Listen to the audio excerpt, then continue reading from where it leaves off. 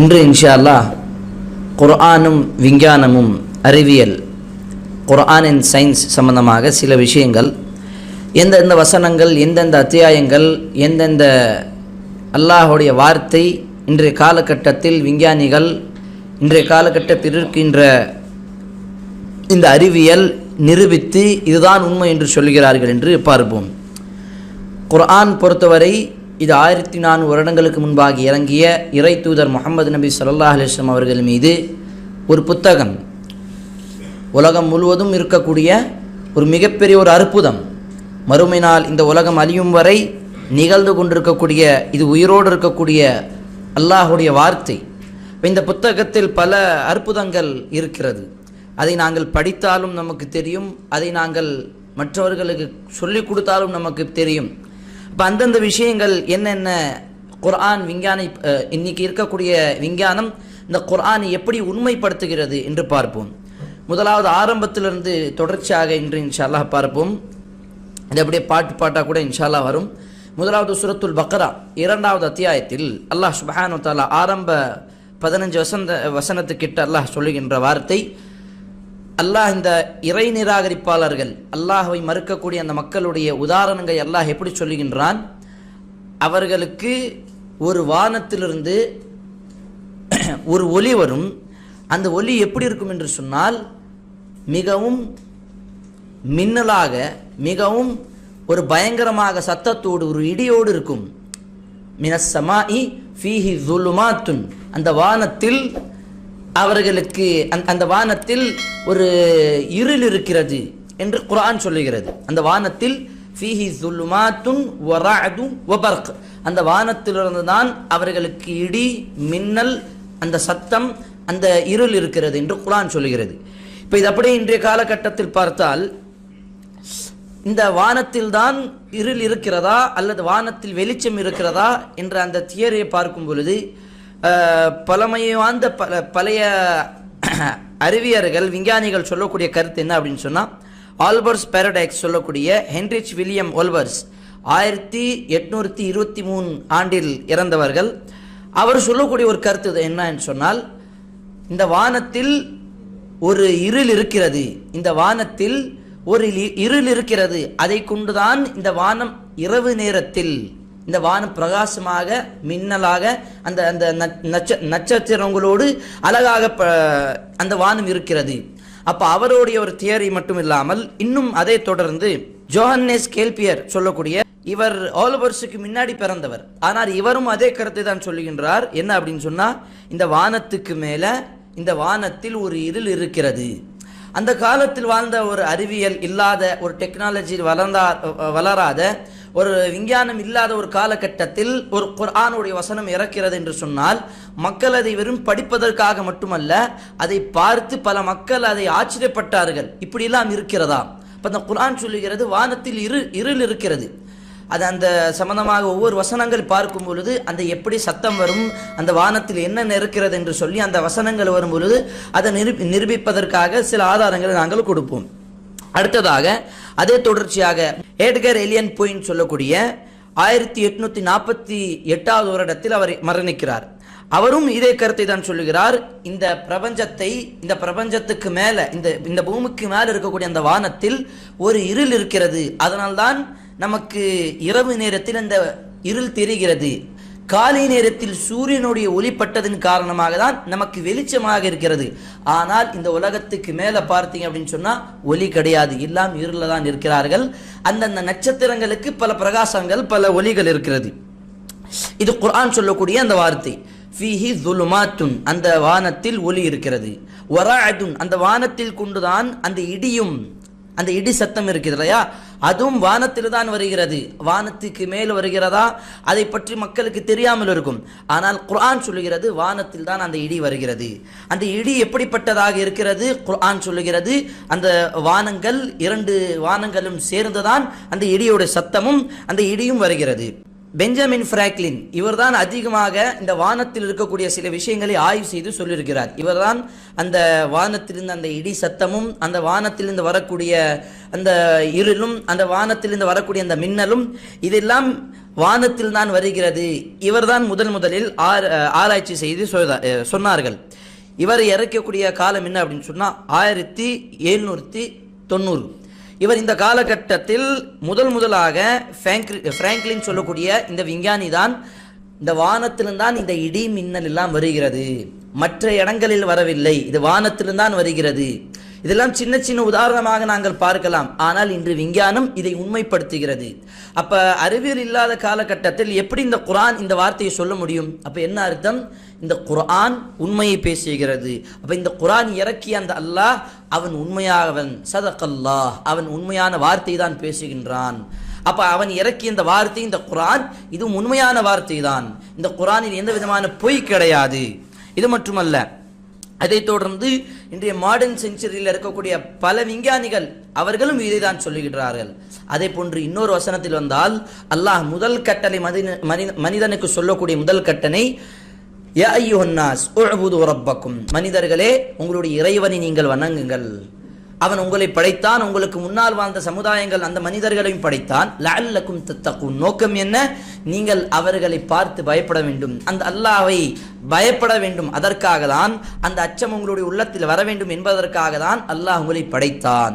அதற்கு பிறகு அல்லாஹ் சுப்ஹானஹு வ தஆலா இறைவன் தன்னுடைய படைப்புகளை பற்றி சொல்லுகின்றான். அவன் எப்படிப்பட்டவன் தெரியுமா? அல்லதி ஜஅல லக்குமுல் அர்த ஃபிராஷா, அவன்தான் இந்த பூமியை ஃபிராஷன் படுக்கக்கூடிய ஒரு இடமாக, படுக்கக்கூடிய ஒரு இடம் என்று சொன்னால் அதில் நடக்கக்கூடிய ஒரு பிளேனாக இருக்கக்கூடிய, இது இந்த பூமி ரவுண்டா இருக்குதா, முட்டை ஷேப்ல இருக்குதா, அதெல்லாம் வேறொரு வசனத்தில் பார்ப்போம்.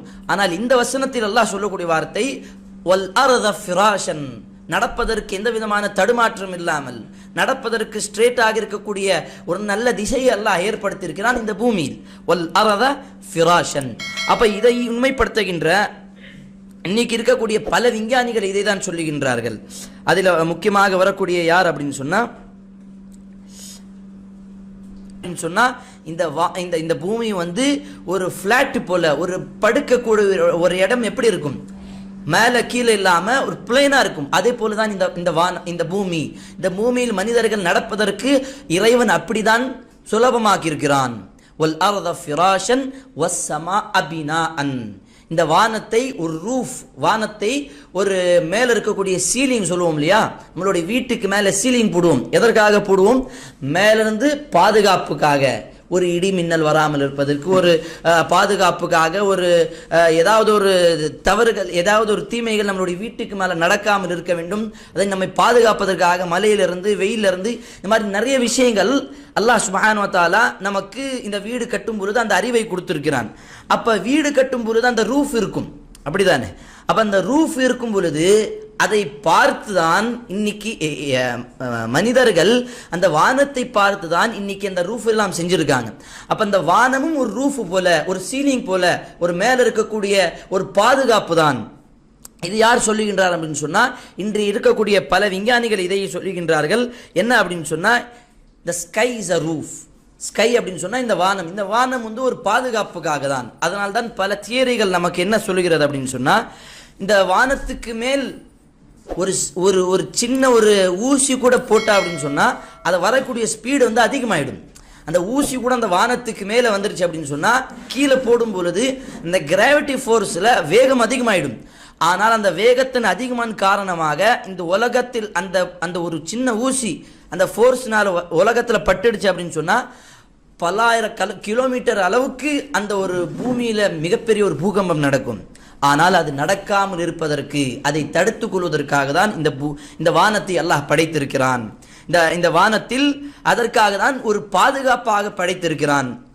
இது தியரியாக நாங்கள் பேசலாம். ஆனால் வானத்தில் எந்த விதமான ஒரு ஆபத்து இந்த உலகத்தை முழுமையாக அழித்து விண்டது அப்படின்னு எந்த விதமான நாம் சம்பவத்தையும் கேள்விப்பட முடியாது. ஏன் என்று சொன்னால் இந்த வானத்தை இறைவன் ஒரு பாதுகாப்பாக படைத்திருக்கின்றான். இது எதற்காக இறைவன் சொல்லுகின்றான் என்று சொன்னால், இதையெல்லாம் சொல்லிவிட்டு இதையெல்லாம் படைத்தவன் யாராக இருக்க முடியும்?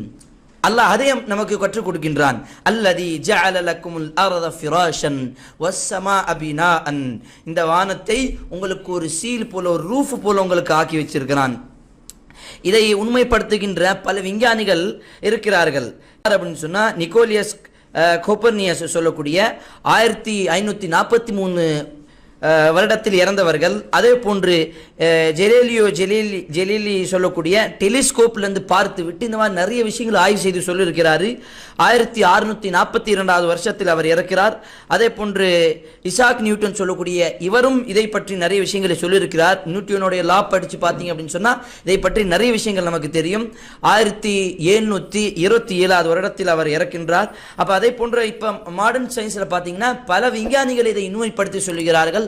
ஆமாம், இந்த வானம் இந்த பூமிக்கு ஒரு பாதுகாப்பு, இந்த வானம் இந்த பூமியில் வசிக்கக்கூடிய மனிதர்களுக்கு ஒரு பாதுகாப்பு, ஒரு ரூஃப் போலதான். ஆனால் அந்த ரூஃபும் எப்படி இருக்கிறது? இன்னொரு வசனத்தை நாங்கள் படிக்கும் பொழுது நமக்கு தெரியும், எந்த விதமான தூண் இல்லாமல் அந்த அல்லாஹ் அதை படைத்திருக்கிறான்.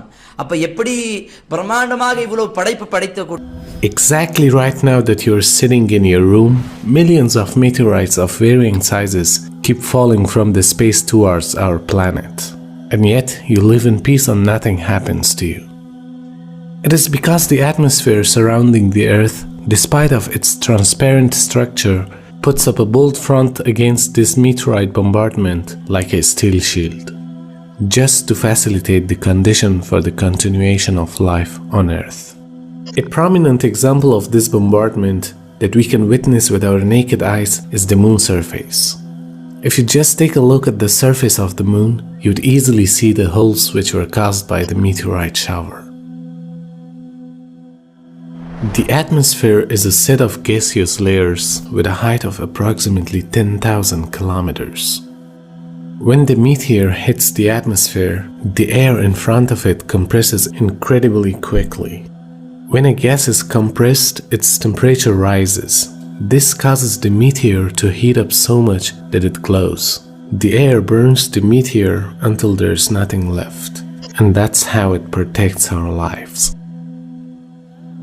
In addition, the atmosphere filters the light rays coming from the space that are harmful to living things.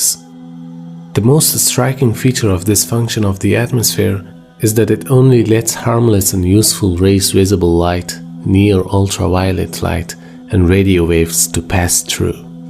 All of this radiation is vital for life. Near ultraviolet rays, which are only partially let in by the atmosphere, are very important for the photosynthesis of plants and for the survival of all living things. The majority of the intense ultraviolet rays emitted from the sun are filtered out by the ozone layer of the atmosphere. Only a limited and essential part of the ultraviolet spectrum reaches the Earth. Moreover, the approximate temperature in space is -270 degrees Celsius. Our Earth is protected against this cold due to the existence of the atmosphere. The atmosphere prevents the energy directed to the Earth from going back to space. It arranges an even distribution of heat on Earth by meteorological phenomena. A hot air mass is therefore carried to parts less warm in the atmosphere, establishing a balance between the overheated equatorial and cold polar regions. Protection from the deadly cold and heat is secured due to the perfect design of the atmosphere.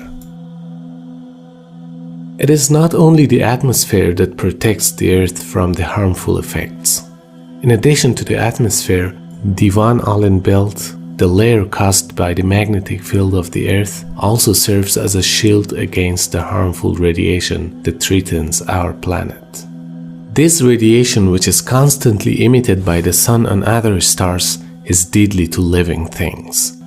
If the Van Allen belt did not exist, the massive outbursts of energy called solar flares that frequently occur in the Sun would destroy all life on Earth. The energy transmitted in just one of these bursts detected in recent years was calculated to be equivalent to 100 billion atomic bombs, each akin to one dropped on Hiroshima at the end of World War II. All of the mentioning information tells us the fact that a perfect system is at work high above the Earth, which surrounds our world and causes it to be protected against the external threats. And for a rational mind, it is an indication that such an amazing structure that facilitates the existence of life on Earth is not based on a series of random events. Rather, it shows a deliberate design being done by a wise creator. And this fact was revealed in the glorious Quran 14 centuries ago. எந்த விதமான தூண் இல்லாமல் அந்த அல்லாஹ் அதை படைத்திருக்கிறான். அப்ப எப்படி பிரம்மாண்டமாக இவ்வளவு படைப்பு படைக்கக்கூடிய அந்த இறைவன் எப்படி பிரம்மாண்டமாக இருக்க முடியும்? அதுதான் அல்லாஹு அக்பர். அடுத்த இதெல்லாம் ஒரே வசனத்தில் இறைவன் சொல்லிவிட்டு அடுத்தது அல்லாஹ் சொல்லுகின்றான். இந்த குர்ஆனில் இருக்கக்கூடிய எந்த சின்ன சின்ன சம்பவங்கள், சிறிய சிறிய வசனங்கள், ஒரு 20 வசனங்கள் தான் ஆரம்ப வசனங்கள் இது. அதற்கு பிறகு 21வது வசனத்தில் அல்லாஹ் கூறுகின்றான், இறைவன் கூறுகின்றான், இந்த குர்ஆனை போல உங்களால் கொண்டு வர முடியாது. அது அல்லாஹ் இறைவன் செய்த அன்னைக்கு அந்த சேலஞ்சு இன்னைக்கும் யாராலும் அதை நிரூபிக்க முடியாது. இன்னைக்கு ChatGPT, AI டெக்னாலஜி, நிறைய டெக்னாலஜிகள் வந்தாலும் இன்னைக்கு கூகுள்கிட்ட எல்லாத்தையும் கேட்டுட்டு பாருங்க, இந்த குர்ஆனை போல ஒரு குர்ஆனை கொண்டு வர முடியுமா? எல்லாரும் சொல்லக்கூடிய பதில் என்ன தெரியுமா? கண்டிப்பாக முடியாது. It is impossible. ஏன் அப்படின்னு தெரியுமா? ஏன்னா இது இறைவனுடைய வார்த்தை. இது இறைவனுடைய வார்த்தை.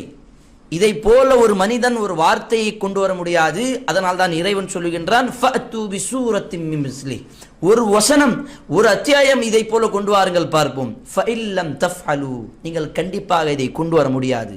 வலன் தஃஅலு, இதை உங்களால் முடியவே முடியாது. அப்ப இறைவன் இதெல்லாம் சொல்லிவிட்டு எதற்காக சொல்லுகின்றான்? இதெல்லாம் படைத்தவன் தான் ஒருவன், அவன்தான் அல்லாஹ். அவனை தான் நீங்கள் வணங்க வேண்டும். அவனுடைய அடியார்கள் தான் நாங்கள். அப்படிதான் நமக்கு இந்த குர்ஆன் சொல்லுகின்றது. அப்ப இந்த விஷயங்களை நாங்கள் தொடர்ச்சியாக பார்த்து இந்த குர்ஆனை படித்து நமக்கு அந்த ஆர்வத்தை அதிகப்படுத்தி உண்மையான இறைவன் யார் என்ற தேடுதலை அதிகப்படுத்தி இந்த குர்ஆனை படித்தால் நமக்கு கண்டிப்பாக உண்மையான அந்த ஒரு சரியான ஒரு உண்மை நமக்கு தெரிந்துவிடும். இறைவன் நமக்கு அருள் புரியட்டும்.